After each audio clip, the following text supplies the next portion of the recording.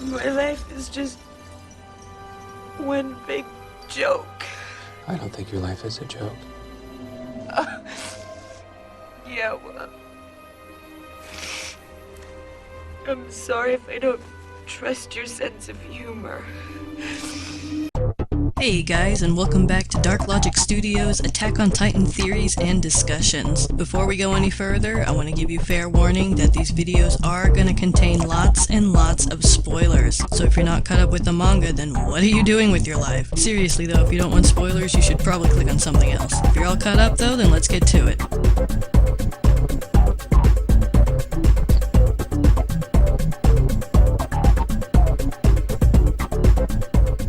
Hey guys, and welcome to part 2 of my chapter 89 review and discussion.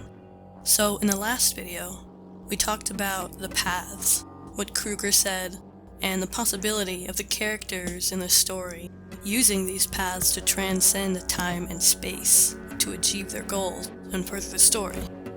But in this video, part 2, I want to talk about Ymir and her backstory.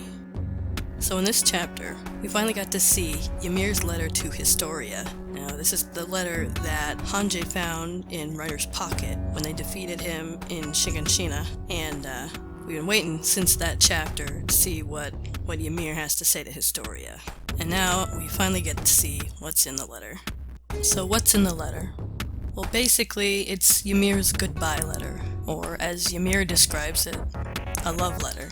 She informs Historia that she's going to die soon, and tells her about where she came from, finally revealing the big mystery of Ymir we've been waiting to see. Who was Ymir? Where did she come from? What is her connection to Ymir Fritz?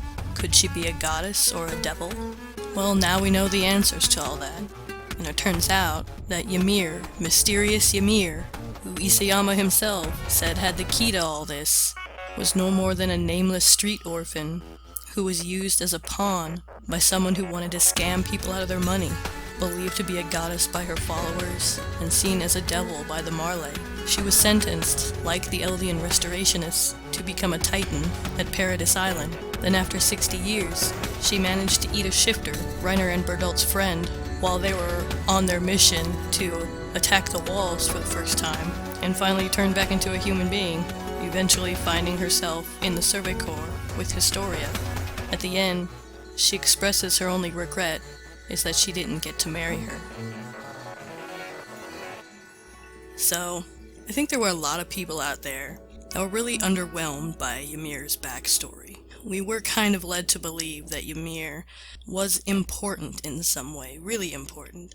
Isayama himself said that she was the key to all this. So, what happened? I mean, if Ymir was supposed to be important, why are we seeing that she was no more than a nameless orphan? Like, what's going on here? What is this meant to convey? Isayama seems to like to draw inspiration from religious stories and mythologies and incorporate it into Attack on Titan, and I do think there's a reason for that. Now, keep in mind that I'm talking about this from the point of view of an agnostic. I think religion is an important part of our history, our culture, our art, and human expression. It's part of what has made us what we are, and can teach some very good lessons. However, like race and politics, religion is undoubtedly one of the things that have divided us the most throughout history. In fact, a lot of time these things go hand in hand, and though I don't believe that there's anything inherently wrong with religion itself, it's the way that humans abuse and exploit religious beliefs for their own personal gain and agenda, which is the real problem, which is exactly what Isayama is talking about when it comes to Ymir. We've had a lot of references to religion and mythology up to this point. We've had the wall cult, references to Norse mythology, stories about the devil. Some people even thought there were a lot of parallels between the life of Ymir and the life of Jesus Christ. And in the story of Ymir Fritz, we see an apple, the forbidden fruit of knowledge. In fact, if you think about it as well, you could almost think of the island, Paradise Island, as the Garden of Eden. The humans inside are given everything they need and allowed to live in peace in exchange for their ignorance. But since human curiosity led the Survey Corps to eat from the forbidden fruit of knowledge, in a sense, now their sheltered existence ends, and they now know the truth of the world. A leaked ending did allude to a battle between science and religion. The Marley seem to be the more religious side, the way their history books talk about the devil in a literal sense, while the general Eldian population, aside from the wall cult, seem to lack any religious belief system altogether. But I don't think what Isayama is trying to say is that religion is inherently bad or something like that. Again, it's more complicated than that. If we remember, as I've said several times before, there is no such thing as good and evil in this story. The Marley, despite the Nazi parallels and shit, aren't necessarily evil. And let's remember that the Eldians aren't innocent either. Kruger confirmed that ancient Eldians used the power of the Titans to basically do the same thing. So both of these sides have done horrible, unspeakable things. Does that mean that every fucking person in this story is evil? Of course not. Just the same as in our world. Nations and governments go to war all the time for many different reasons. These choices are made by a handful of very powerful people, while the majority of the average common folk are just kind of along for the ride. And like I was talking about in the video about Annie, most people flow with the tide. Like she was talking about, she's somebody that flows with the tide. She doesn't fight back even though she doesn't agree with what's going on. That's how most people are. Most people don't have the strength or the will to fight back against things no matter how messed up they are.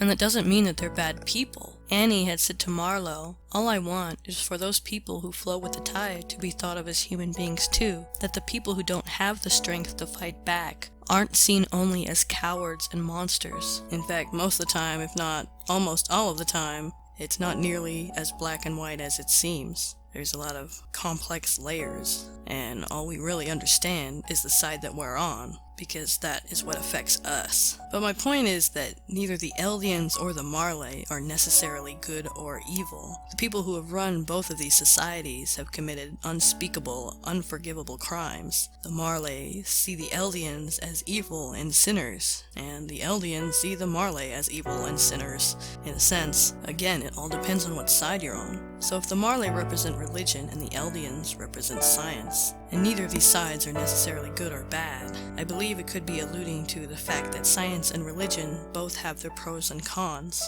Both can be used for great good or great evil, for creation or destruction. But what we've been shown, I think, is that this story is not a story where anything could happen. The story is taking place in a realistic world with realistic characters and circumstances. Yes, it has fantastical elements like the Titans and the 3D MG gear, but for most part, as I've said before, it's pretty grounded. And this actually makes perfect sense, considering the narrative we've been given, that this is kind of taking place in our world, or rather, a mirrored representation of our world, possibly.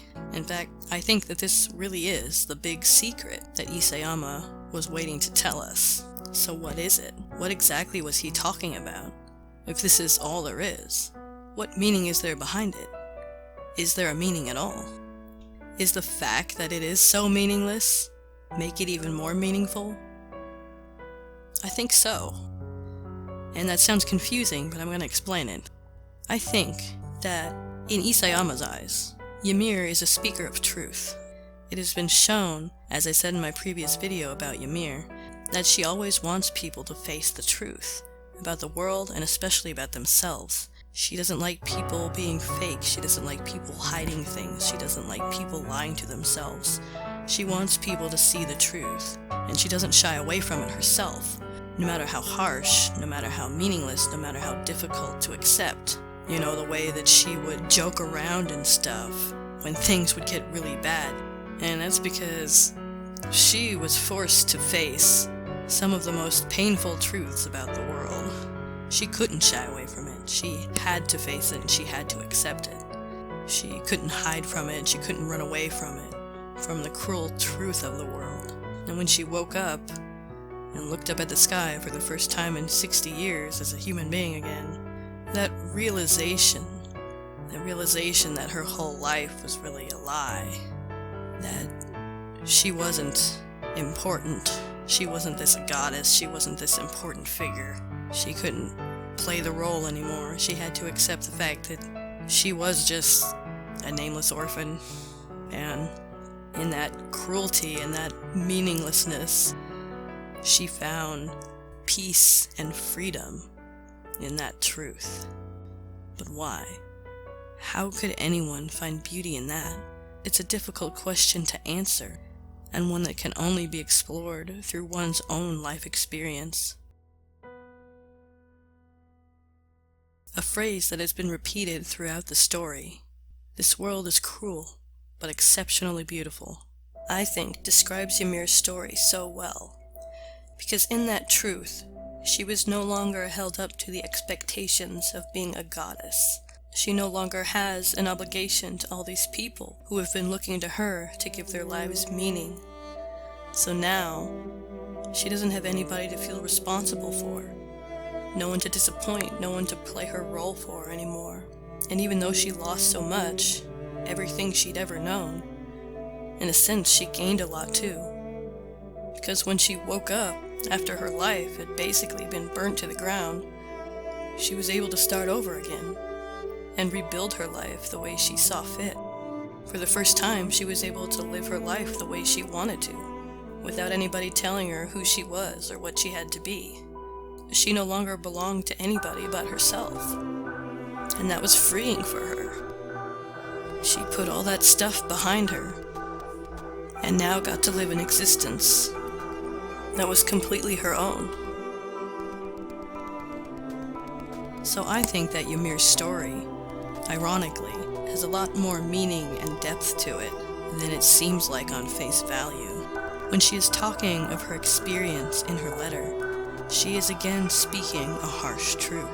She says there is no meaning to it all. That's right, no meaning whatsoever. That is the secret of Ymir, the harsh truth that all this fighting, all this death and pain and violence means nothing.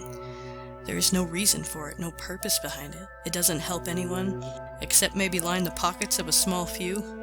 But the cycle of war and violence, this thing that has plagued humanity since its very beginning, something that affects so many lives to no end in such terrible and horrific ways, means nothing.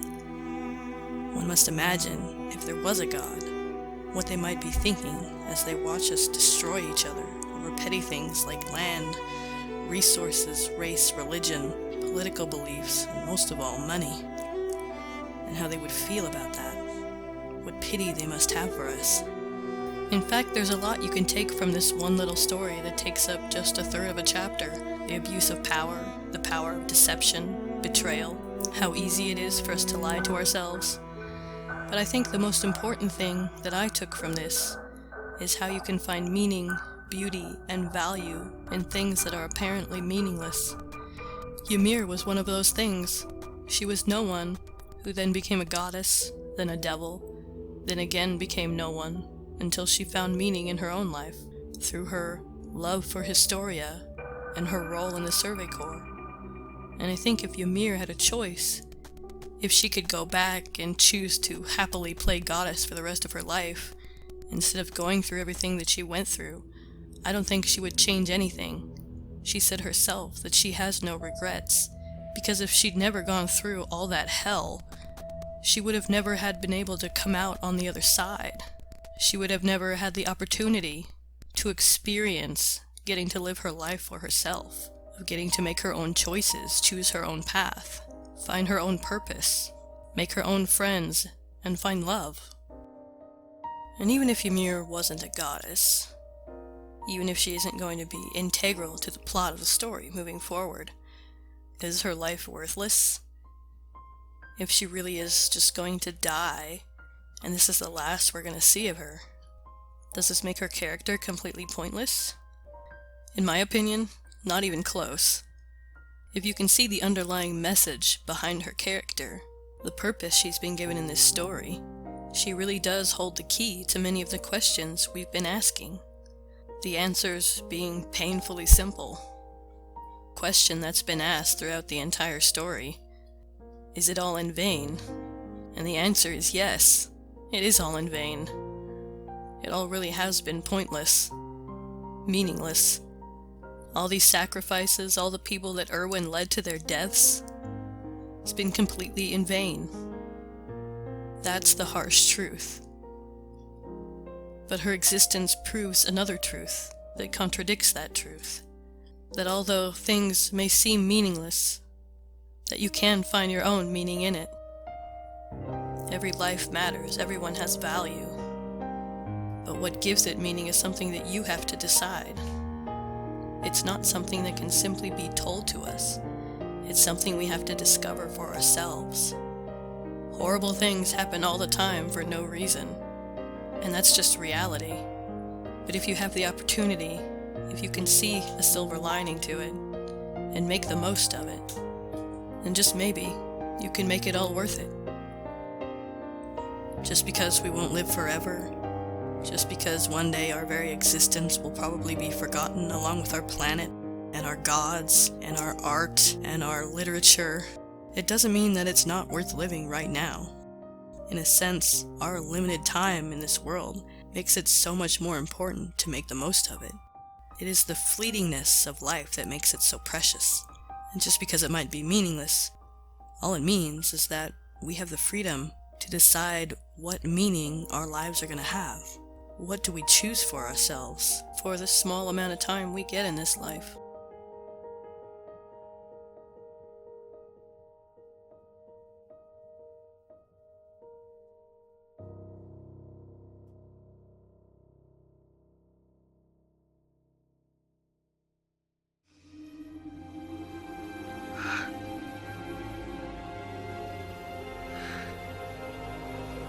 Will you smile?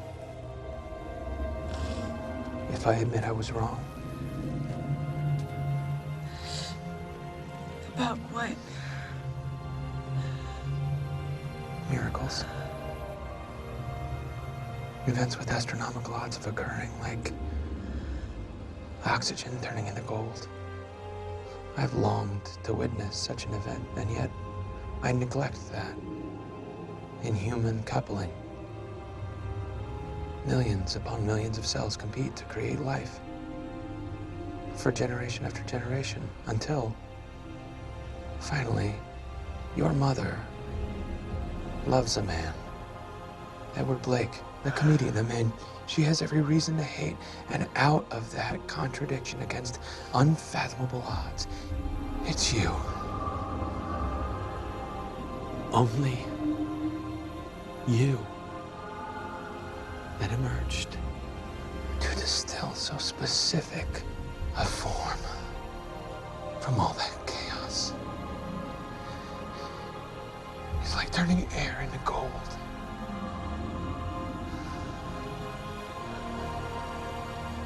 A miracle.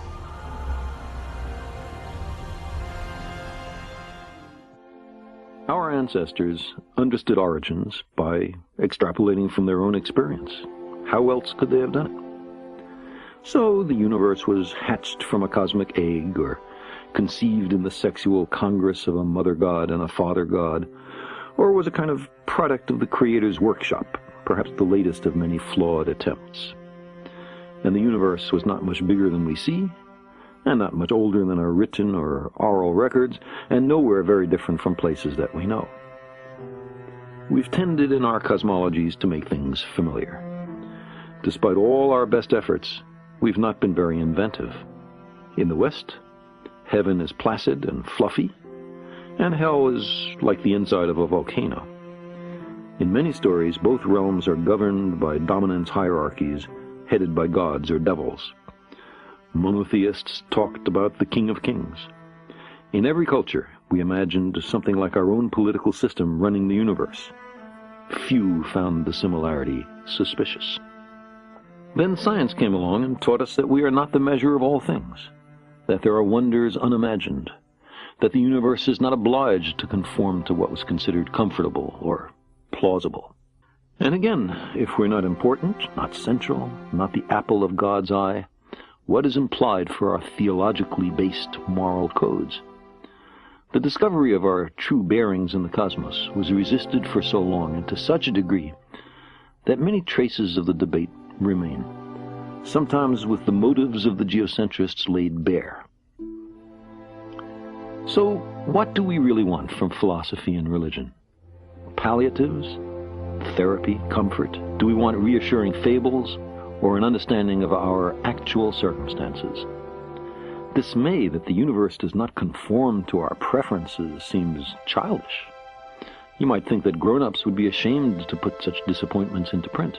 The fashionable way of doing this is not to blame the universe, which seems truly pointless, but rather to blame the means by which we know the universe, namely, science.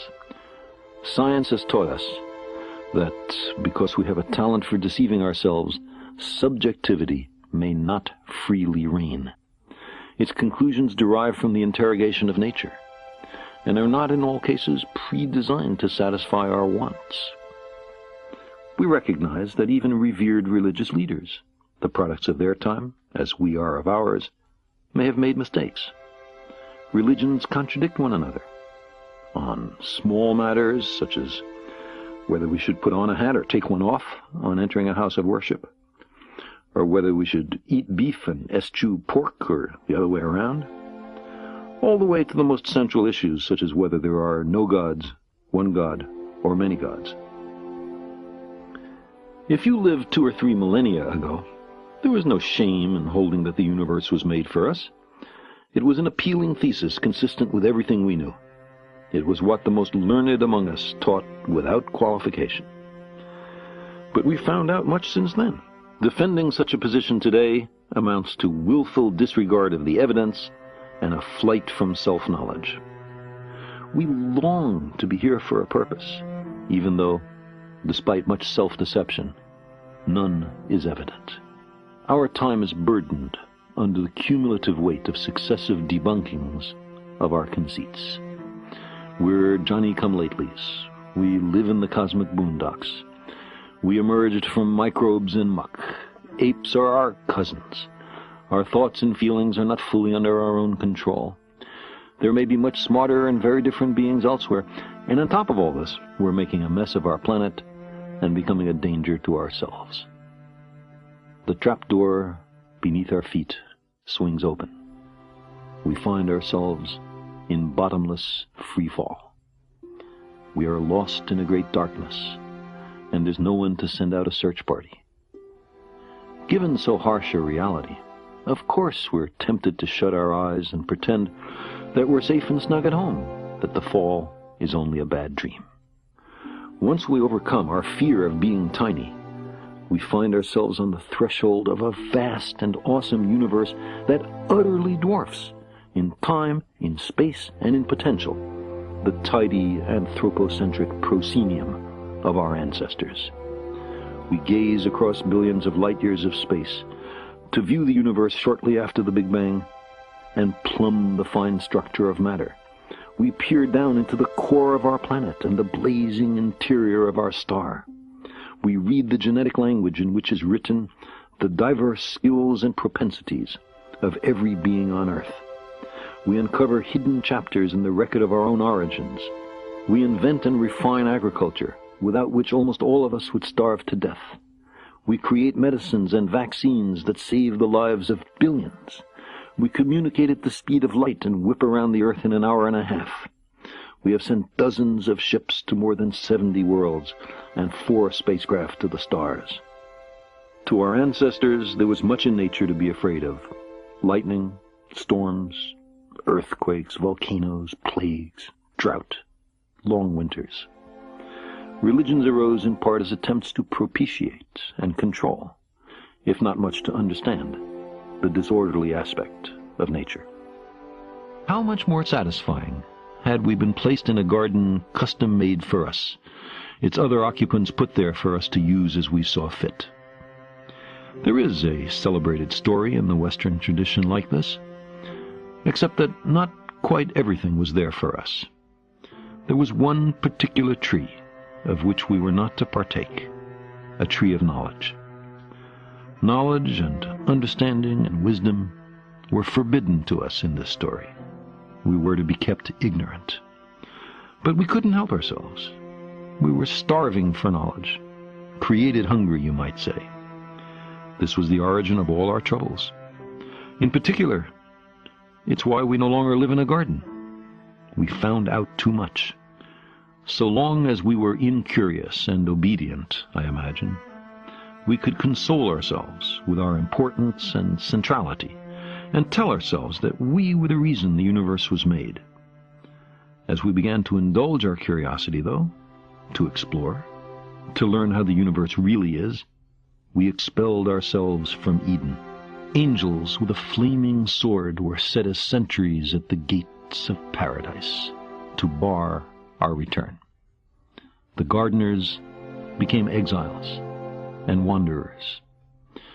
Occasionally, we mourn that lost world, but that, it seems to me, is maudlin and sentimental. We could not happily have remained ignorant forever. There is in this universe much of what seems to be design, but instead we repeatedly discover that natural processes, collisional selection of worlds, say, or natural selection of gene pools, or even the convection pattern in a pot of boiling water, can extract order out of chaos and deceive us into deducing purpose where there is none. The significance of our lives and our fragile planet is then determined only by our own wisdom and courage. We are the custodians of life's meaning.